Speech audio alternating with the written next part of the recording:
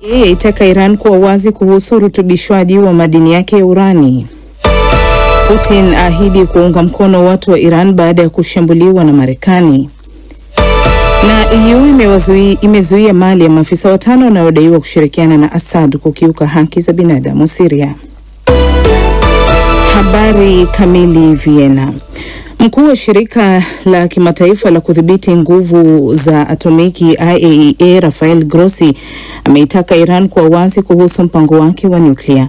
Katika mkutano wa dharura wa magavana wa shirika hilo mjini Vienna baada ya Marekani kuvishambulia vinu vya nyuklia, Grossi alitaka Iran kuwajibika. Amesema mwanzoni kabisa mwa mgogoro huu, waziri wa mambo ya nje wa Iran Abbas Araghchi alitaka kulindwa kwa vifaa vya nyuklia, huku akisisitiza kwamba usafirishaji wowote wa vifaa hivyo ni lazima kwanza uripotiwe kwa shirika hilo, ikiwa ni sehemu ya makubaliano ya pamoja kati ya IAEA na Iran. Kulingana na IAEA, Iran inamiliki zaidi ya kilo 400 ya urani, ikiwa na urutubishwaji wa 60% ambayo inaweza kutumika katika utengenezaji wa silaha za nyuklia iwapo urutubishaji huo utaongezeka na kufikia 90%. Iran hata hivyo inaendelea kusisitiza kuwa mpango wake ni wa amani na haitaki kutengeneza silaha hizo. Moscow.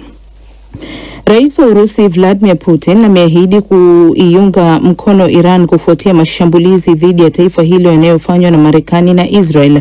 Urusi imetoa ahadi hiyo baada ya waziri wa mambo ya nje wa Iran Abbas Araghchi kufanya ziara fupi nchini humo na kukutana kwa mazungumzo na Rais Putin. Msimamo wetu kuhusu mambo yanayoendelea unajulikana. Umeelezwa wazi na Wizara ya Mambo ya Nje ya Urusi. Huu ni uchokozi dhidi ya Iran na hauna msingi wowote na sio halali. Kwa upande wetu tutafanya kila juhudi kuwasaidia watu wa Iran.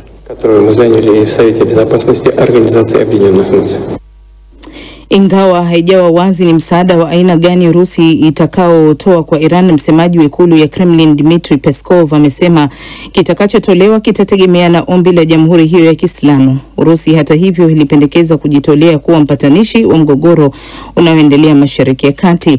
Iran imekuwa ikiipa silaha Moscow katika vita vyake vinavyoendelea na Ukraine, na mataifa hayo mawili ni washirika wakubwa wa kimkakati.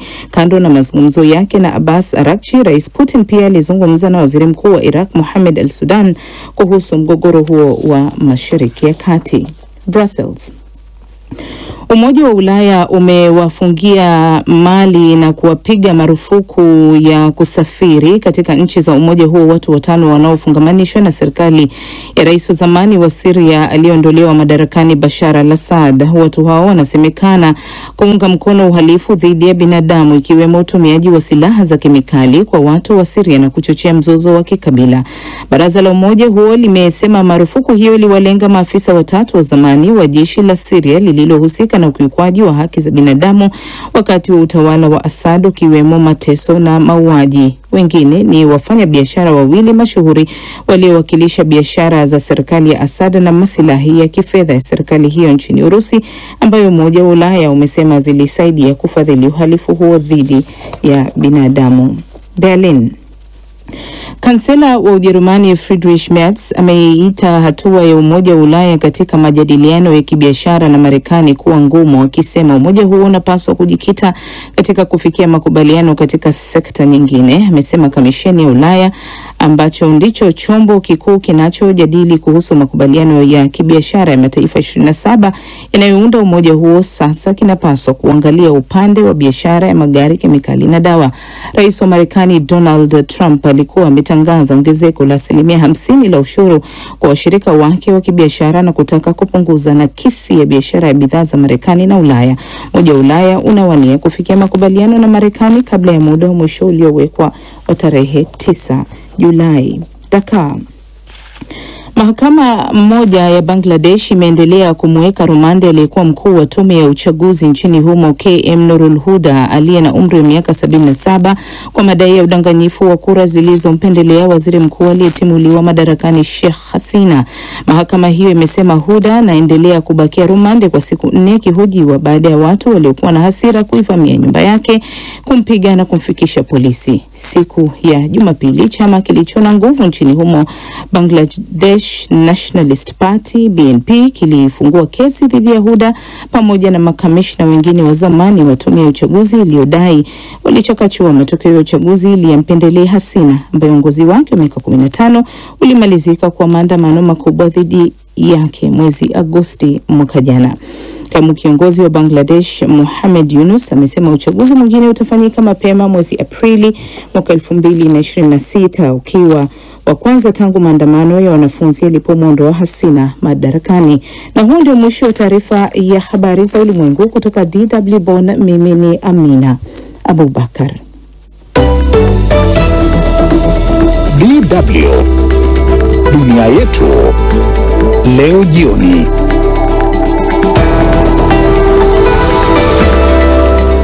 Jumuiya ya kimataifa yaendelea kutafuta ufumbuzi kuhusu mzozo kati ya Israel na Iran. Umoja wa Mataifa kuadhimisha wiki hii miaka 80 tangu ulipoasisiwa, na maafisa wawili wa polisi Tanzania wahukumiwa kunyongwa hadi kufa kwa mauaji ya mfanya biashara. Karibu msikilizaji katika sehemu hii ya uchambuzi wa ripoti zetu. Mimi ni Josephat Charo, na kama unajiunga nasi basi moja kwa moja tuanze na hali inayoendelea Mashariki ya Kati. Jumuiya ya kimataifa bado inatafuta jibu la namna ya kushughulikia mzozo kati ya Israel na Iran, japo mashambulio yanaendelea kwa pande zote mbili. Israel imeshambulia majengo ya serikali ya mjini Iran, mji mkuu wa Iran Tehran hivi leo, baada ya Iran nayo kufanya msururu wa mashambulio ya makombora na droni dhidi ya Israel. Umoja wa Ulaya, Umoja wa Mataifa na viongozi mbalimbali wa ulimwengu wamezungumzia wasiwasi ulioko kuhusu hatma ya vita hivi. Saumu Mwasimba anaarifu zaidi. Mashambulio ya kulipiziana kisasi kati ya Iran na Israel bado yanaendelea kwa kiwango cha kasi. Jeshi la Israel likisema limeshambulia majengo kadhaa ya serikali katika mji mkuu wa Iran Tehran, na kuthibitisha pia kuzishambulia barabara za kwenye eneo la kituo cha nyuklia cha Fordo, kuzuia shughuli zozote za kufikia kinu hicho cha urutubishaji urani. Iran imefiatua makombora chungu nzima na droni kuelekea miji ya Israel baada ya Marekani kuvishambulia vituo vyake vya nyuklia, kikiwemo hicho cha Fordo mwishoni mwa wiki, ambacho kimejengwa chini kwa chini ya milima. Wizara ya ulinzi ya Israeli inasema imeshambulia mpaka gereza hatari la Evin pamoja na makao makuu ya jeshi la walinzi wa kimapinduzi la Iran mjini Tehran. Ubalozi wa Marekani nchini Qatar umetoa tangazo la tahadhari ukiwataka raia wake nchini humo watafute mahala salama pa kujihifadhi mpaka litakapotolewa tangazo jingine. Tangazo hilo limekuja huku hali ya wasiwasi ikiwa imeongezeka Mashariki ya Kati baada ya Marekani kuishambulia Iran usiku wa kuamkia jana Jumapili, Iran ikiapa kuchukua hatua. Kansela wa Ujerumani Friedrich Merz ameiunga mkono hatua ya Marekani na Israel, akisema haoni sababu ya kukosoa mashambulio yaliyofanywa na mataifa hayo kwa shirika wa Ujerumani. Seit gut einer Woche ein offen ausgebrochener Krieg. Kwa zaidi ya wiki sasa vita vya wazi vimekuwa vikiendelea katika Mashariki ya Kati. Nataka kuweka wazi kwenye hili. Hakuna sababu kwetu na kwangu binafsi kukosoa kile ambacho kimeanzishwa na Israel wiki moja iliyopita, na wala hakuna sababu ya kukosoa kilichofanywa na Marekani mwishoni mwa juma. Ja, es ist nicht ohne Risiko. Ndiyo, hatari haikosekani, lakini kuacha mambo kama yalivyokuwa pia halikuwa chaguo. War auch keine Option. Vita kati ya Iran na Israel na uingiliaji kati wa Marekani kwa kuishambulia Iran vimeongeza wasiwasi duniani, na hasa baada ya bunge la Iran kuidhinisha hatua ya kufunga mlango bahari wa Hormuz unaotegemewa na ulimwengu katika usafirishaji mafuta. China, Umoja wa Ulaya na viongozi mbalimbali wamezungumzia juu ya umuhimu wa kufanyika juhudi za kuishawishi Iran kutochukua hatua hiyo. Pembezoni mwa mkutano wa mawaziri wa mambo ya nje wa Umoja wa Ulaya mjini Brussels, waziri wa mambo ya nje wa Italia Antonio Tajani amesema amezungumza na mwenzake wa Iran Abbas Araghchi na kumwambia hatari zinazoweza kusababishwa na hatua ya kuifunga njia hiyo ya Hormuz, ikiwemo kuharibu uchumi wa Iran yenyewe. Urusi, mmoja wa washirika wa karibu wa Iran, imesema inatazama namna inavyoweza kuisaidia Iran kujiondoa katika hali inayoendelea. Araghchi alikutana na Rais Vladimir Putin hivi leo mjini Moscow na kumpa hakikisho hilo, huku akiyaita mashambulio ya Israel na Marekani kuwa ya uchokozi usiokuwa na sababu. Rais Donald Trump pamoja na kuishambulia Iran amezungumzia pia uwezekano wa kuchochea mabadiliko ya kiutawala kwenye jamhuri hiyo ya Kiislamu, fikra ambazo zimeshaanza kupewa nguvu katika nchi za Magharibi. Kituo cha utangazaji cha Ufaransa RFI kimemhoji mshindi wa tuzo ya amani ya Nobel, raia wa Iran Shirin Ebadi aliyekimbilia uhamishoni nchini Uingereza, ambaye amesema jamhuri ya Kiislamu ya Iran inakaribia kabisa kuporomoka, ingawa akasema mapinduzi ya utawala wa Iran yanaweza kufanywa na watu wenyewe wa Iran na sio nguvu za kutoka nje. Wakati huo huo, hofu inaongezeka kuhusu uharibifu na athari zinazoweza kutokea katika kituo cha nyuklia cha Fordo baada ya mashambulio ya Marekani, huku mashirika mbalimbali ya ndege duniani yakitangaza kufuta au kupunguza safari zao za Mashariki ya Kati. Ripoti yake Saumo Mwasimba. Na kama ulivyosikia katika taarifa hiyo ni kwamba bunge la Iran limeidhinisha hatua ya kufungwa kwa mlango bahari wa Hormuz. Haifahamiki hata hivyo kama Iran kweli inazo nguvu za kijeshi kutekeleza uamuzi huo uliopitishwa jana Jumapili, ama uamuzi huo utabaki tu kwenye karatasi, maana nguvu na mamlaka zitakazotumiwa kutekeleza uamuzi huo huenda zikashambuliwa kwa nguvu kubwa za kijeshi na Israel na Marekani. Je, vita kati ya Israel na Iran na kufungwa kwa mlango bahari wa Hormuz kunaweza kuwa na athari gani kiuchumi?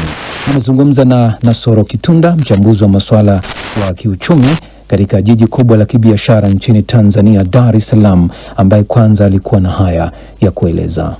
Kwa Irani mwenyewe anaweza kaathirika katika masuala ya kiushuru, lakini pia uingizwaji wa bidhaa katika nchi yake. Na hii pia inaweza ikaleta mtikisiko wa bei ya bidhaa hasa katika nchi yake, lakini mtikisiko wa uchumi kwa maana ya vitu ambavyo Irani inachukua kutoka nje inaweza ikawa ina changamoto. Kufungwa kwa mlango huu, Nasoro, kutaikwamisha Irani yenyewe kushindwa kusafirisha mafuta yake. Je, hii inaweza kuwa ni kifo kwa uchumi wake Iran? Inawezekana isiwe kifo, lakini ukateteleka. Kwa sababu sote tunajua uchumi hautegemei tu biashara za nje. Na nadhani hili Irani wamelifikiria kwa kina. Ziko sababu za ndani zinaweza zikasababisha uchumi. Biashara za ndani yenyewe kwa ndani ya mikoa na kuuziana bidhaa wenyewe kwa wenyewe, hiyo inaweza ikakuza uchumi wako. Ninapokiona kwamba uchumi utateteleka, lakini sio anguko la moja kwa moja. Na katika hali hii, mlango wa bahari wa Hormuz, hili ni jambo ambalo liko karibu sana kwa bara la Afrika na hasa pia vile vile eneo la Afrika Mashariki. Waafrika wanaweza kuathirika vipi kutokana na mzozo huu baina ya Iran na Israel kiuchumi? Waafrika tunaathirika kiuchumi kwa sababu tumekuwa ni watu wa kuagiza sana mafuta na bidhaa nyingine. Tunazungumzia mbolea, viuatilifu, mashine mbalimbali, na hasa kupitia Mashariki ya Kati na pamoja kupitia bahari ya Hindi. Kwa kufungwa kwa Hormuz pia moja kwa moja inaathirika moja kwa moja hasa katika bidhaa hizo za mafuta, ambayo hii moja kwa moja inaweza ikaletea pia mfumuko wa bei wa mafuta na bidhaa nyingine. Hii pia inaweza pia ikatetelesha uchumi wa Afrika kwa maana ya hata misaada, kwa sababu nchi nyingi za Afrika nazo zinategemea zaidi misaada kutoka katika nchi washirika, ambazo nchi hizo zinaweza zikaelekeza misaada yake kwenye nchi hizo ambazo zimepigana kati ya Irani na Israeli, ambayo hii nayo inaweza ikaifisha misaada na mikopo ambayo bara la Afrika linachukua katika kujiendeleza katika uchumi wake. Katika maisha ya mtu mmoja mmoja wa Afrika, vipi unaona wewe kuhusu hali ya maisha ya kijamii katika kipindi kifupi na hata katika kipindi kirefu kijacho cha mapambano haya kati ya Israel na Iran kiuchumi? Maanake inaweza ikabadili mfumo wa uchumi wa wananchi wa kawaida, na hasa ukiangalia miji yetu hii ya Afrika, ukiangalia Entebbe, ukiangalia Dar es Salaam, watu wametegemea zaidi usafiri wa umma, ambao kama mafuta yatapanda, manake tunatarajia gharama za usafiri kuweza kupanda kutoka sehemu moja kwenda sehemu nyingine, ambayo hii pia inaenda kumwathiri mtu moja moja. Lakini hata masuala ya chakula pia inayo inaathiri moja kwa moja, kwa sababu pia vyakula hivi vinasafirishwa kutoka miji kwenda mijini, na chumi zetu za Afrika nyingi zimegawanyika katika miji na mijini. Kwa bidhaa ambazo zinatoka mijini kwenda vijijini zitakuwa na bei kubwa kutokana na kiwango cha mafuta ambacho kinatumika. Na ukiangalia pia bara Afrika tumekuwa watumiaji wakubwa hasa wa vyombo hivi vya usafiri vya bodaboda, ambao navyo pia vimekuwa tegemezi kubwa hasa katika eneo la mafuta. Kwa hiyo mgogoro huu una athari ya moja kwa moja hasa ya mwananchi wa kawaida katika bara Afrika, kwa sababu nchi zetu nyingi zimekuwa zikiendeshwa na huo uchumi wa kidunia. Sisi sio kisiwa. Nasoro Kitunda, kama nilivyozungumza naye kuhusu athari za kiuchumi za mgogoro kati ya Israel na Iran. DW tunavuma kwa kishindo.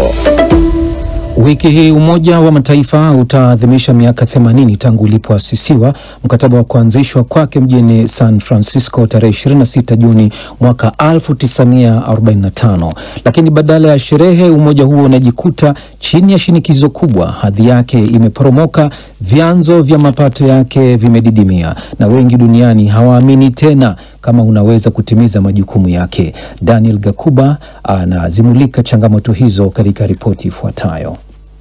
Umoja wa Mataifa ulizaliwa wakati ulimwengu ukiwa na vidonda vibichi vya vita vikuu vya pili vya dunia kwa malengo ya kutunza amani na ushirikiano duniani. Lakini sasa unapambana kuendelea kuwa na maana katika dunia iliyopasuka kwa vita, migawanyiko na kukoseana imani. Wachambuzi wanasema katika uhai wake, Umoja wa Mataifa umenusurika misukosuko mikubwa, kuanzia mauaji ya kimbari ya Rwanda hadi vita vya Iraq. Hata hivyo, Richard Gowan kutoka shirika la kimataifa la kushughulikia mizozo anasema leo hii hali ni mbaya zaidi.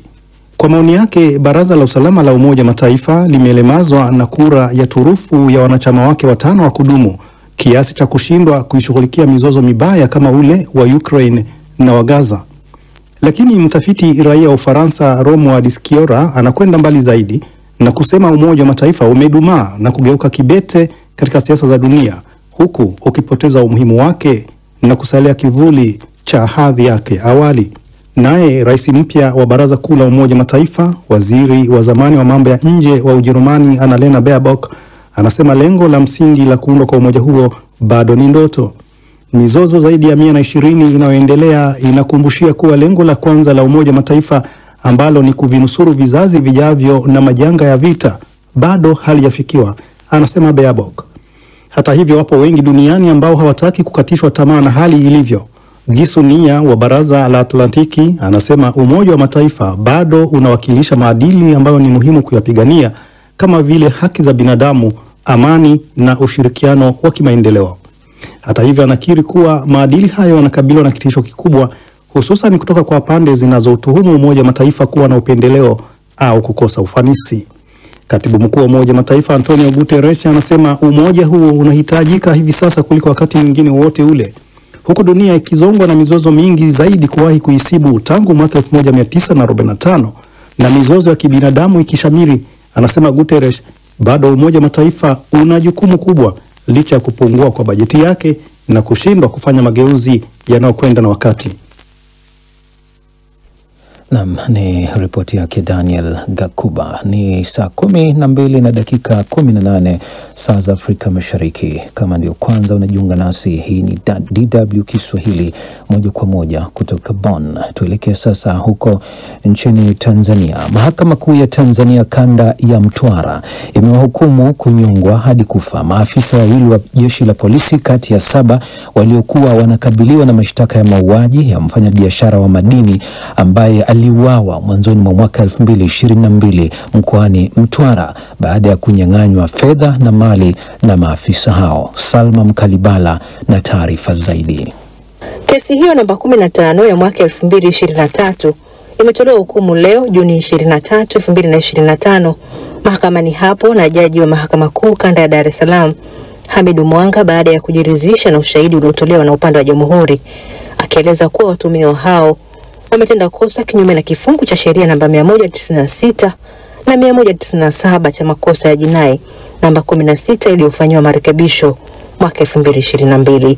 Amesema waliotiwa hatiani na kuhukumiwa kunyongwa ni mrakibu wa polisi Gilbert Kalanje ambaye alikuwa ni mkuu wa upelelezi wilaya ya Mtwara na mrakibu msaidizi wa polisi Chazi Onyango aliyekuwa mkuu wa kituo cha polisi Mtwara baada ya kubainika kumuua mfanyabiashara huyo aitwaye Musa Hamisi kwa kumchoma sindano yenye sumu na kisha kumziba kwa kitambaa puani na mdomoni na kumfungia kwenye chumba mfano wa store kwenye kituo cha polisi kilichopo mkoani hapa. Na kisha majira ya usiku mwili huo ulikuja kuchukuliwa kwenye gari ya polisi iliyobeba machela na kwenda kuutupa kusikojulikana. Aidha, mahakama hiyo imewaachilia huru maafisa wengine 5 wa polisi baada ya upande wa mashtaka kushindwa kuthibitisha ushiriki wao kwenye mauaji hayo, na ambao wamewachiwa ni mganga wa hospitali ya polisi na maafisa wa intelijensia wa jeshi hilo. Baada ya kutolewa hukumu hiyo, ndugu wa marehemu na washtakiwa wengine walioachiliwa huru wakazungumza. Mahakama imetenda haki. Mahakama imeenda kwa mujibu wa sheria. Yametosha. Mimi mdogo wa Nicolaus Stanislaus Kisinza. Asante Yesu, tunashukuru. Nashukuru kwa jamhuri kutenda haki. Kutenda haki na sheria mfuata mkondo. Sina cha kulalamika zaidi ya kushukuru serikali kwa kilichofanya. Kila mwenye haki ampata haki yake. Kesi hiyo namba 15 mwaka 2023 ilikuwa na mashahidi 28, mawakili 17 kutoka upande wa utetezi na jamhuri, na vielelezo 19 ikiwemo mabaki ya mwili wa marehemu. Mfanyabiashara wa madini Musa Hamisi mwenye umri wa miaka 25 alikuwa mkazi wa Ruponda wilayani Nachingwea mkoani Lindi.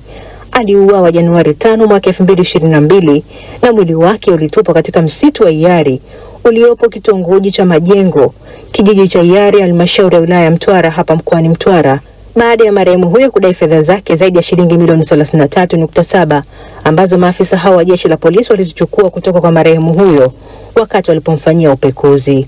Kutokea hapa mkoani Mtwara, kusini mwa Tanzania, mimi ni Salma Mkalibala wa DW. Na msikilizaji, endelea kutuma maoni yako na baadaye nitayasoma hapa studio. Tukamilishe huko Afrika Magharibi. Viongozi wa Jumuiya ya Kiuchumi ya Afrika Magharibi ECOWAS wamekiri kwamba ukanda huo unakabiliwa na changamoto inayoongezeka ya kiusalama na kisiasa. Kauli hii imejiri katika mkutano uliofanyika katika mji mkuu wa Nigeria siku ya Jumapili. Saumu Njama na ripoti kamili. Katika kikao hicho cha kilele kilichowaleta pamoja wakuu wa